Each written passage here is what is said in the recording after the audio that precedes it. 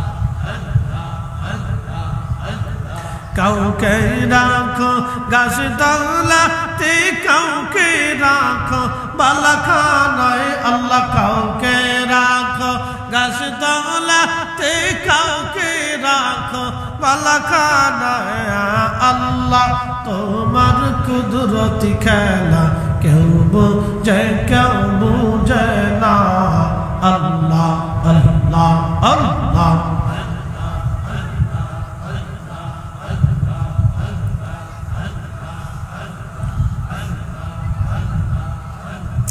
ইউনুস তোমার নবী ছিল, মাছে তারে গিলে ফেলল, মাছের পেটে রইলেন ইউনুস, হজম কেন হইল না আল্লাহ, মাছের পেটে রইলেন ইউনুস, হজম কেন হইল না আল্লাহ। তোমার কুদরতি খেলা কেউ বোঝে কেউ বুঝে না, আল্লাহ আল্লাহ আল্লাহ।